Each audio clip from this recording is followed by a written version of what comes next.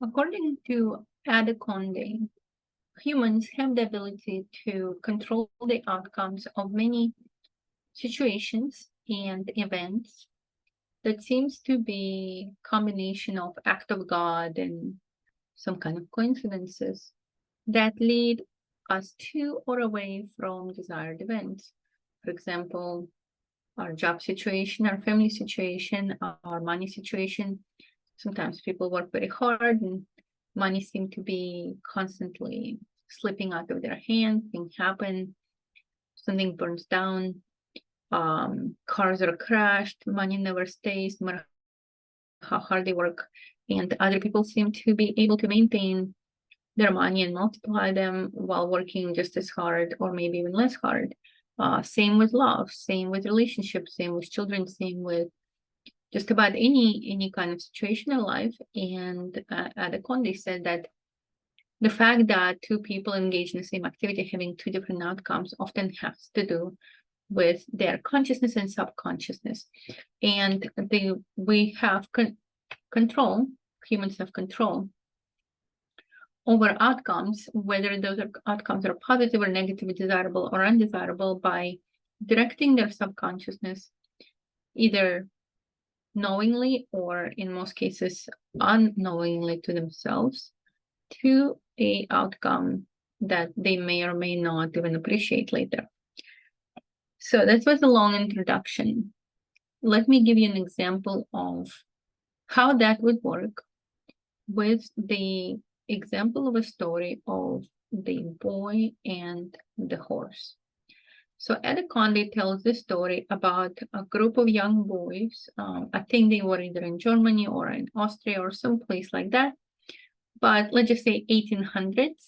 A group of young boys are hanging out and they see a horse that seems to be well kept and have all the outside appearance of well taken care of horse that appears in the distance, and it seems like the horse is lost. It seemed to be wandering without a purpose.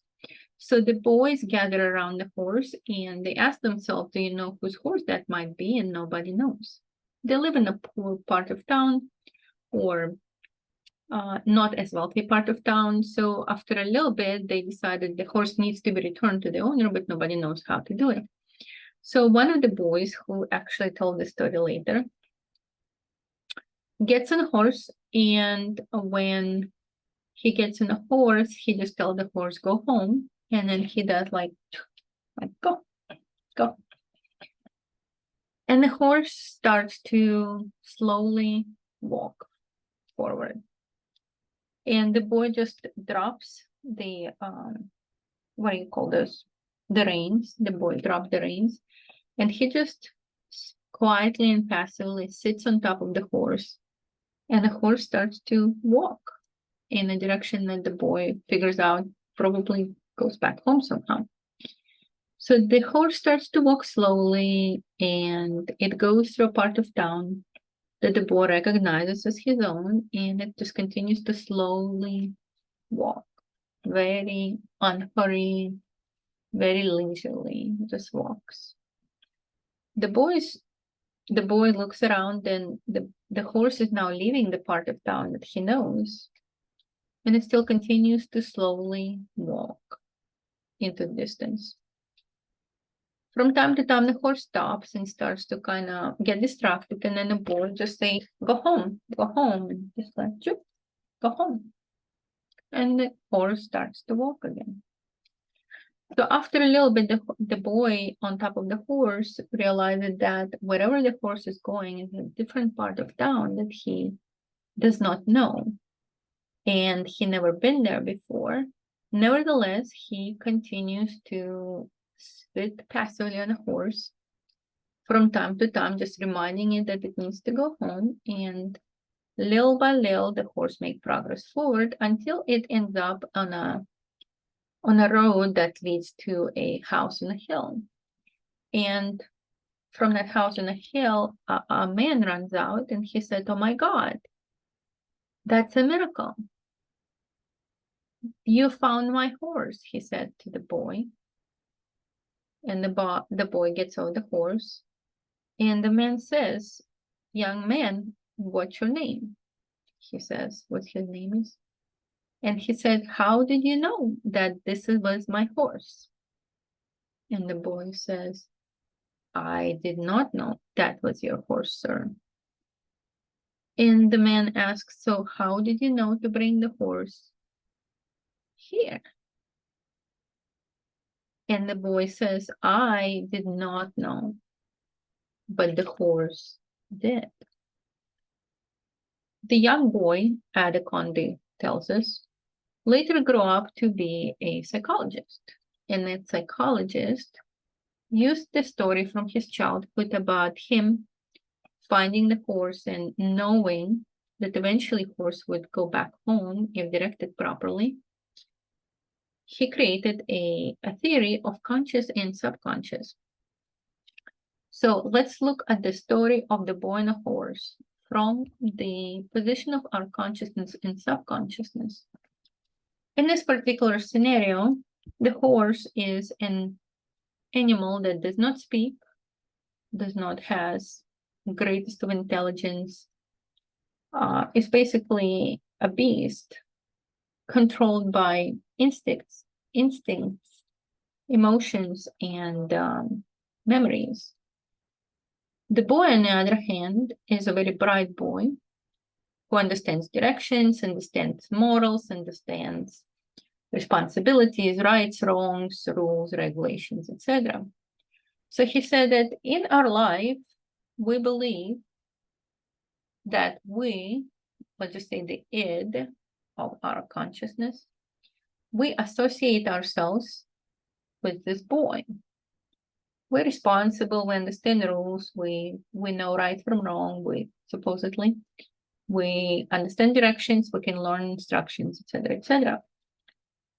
And in that particular scenario, we treat our emotions, we treat our internal workings, the subconsciousness, the subconscious part of our mind, the one that produces dreams, the one that produces fears, the one that produces joys and thoughts and emotions. We treat that part of ourselves as a horse, a beast that needs to be controlled, a beast that needs to be directed, put into some kind of restraints.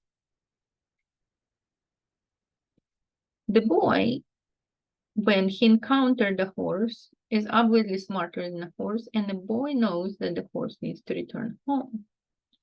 But he doesn't know where the horse came from.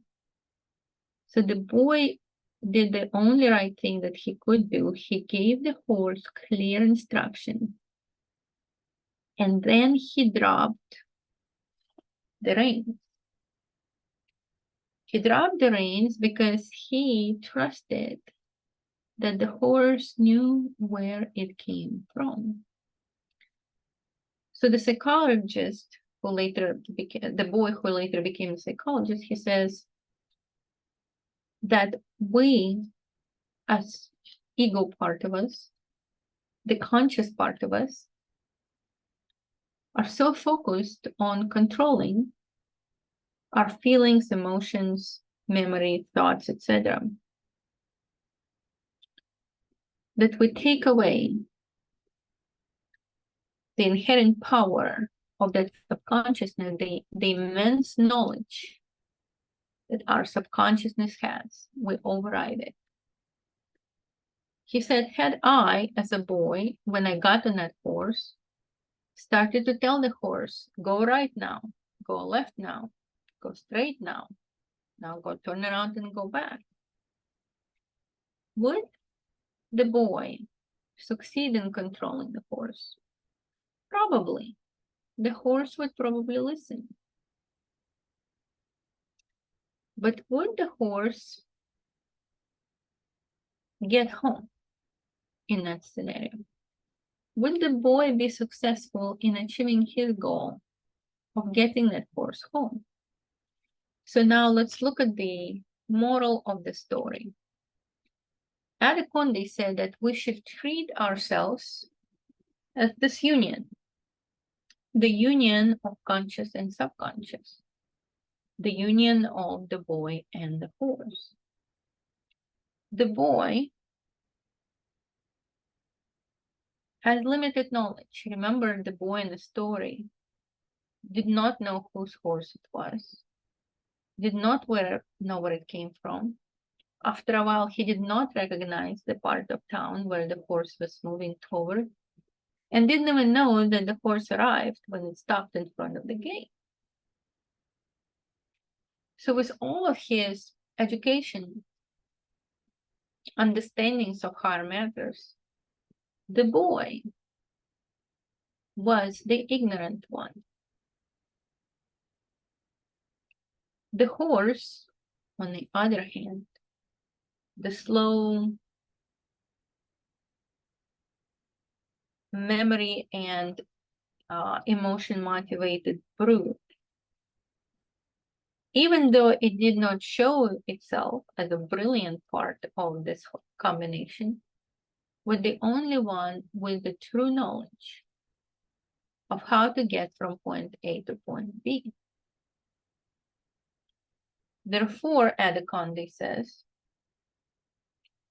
that very often we ruin our own plans of achieving our goal, whatever goal we have, lose weight, get out of this relationship, get into that relationship, find a job, make more money. We ruin our own goals, she says, by controlling the direction of the horse, by telling the horse what to do, what not to do, when to stop, when to go. She says that the better way of handling that is what I would call trust the universe. In what way? Just like the boy who knew that the horse needed to go home somehow, but didn't know how, where, etc. She believes that the best way to handle this union is to give horse a very clear direction and then drop the reins. Stop controlling the emotions. Stop controlling the thoughts. Stop controlling the memories. Follow your intuition.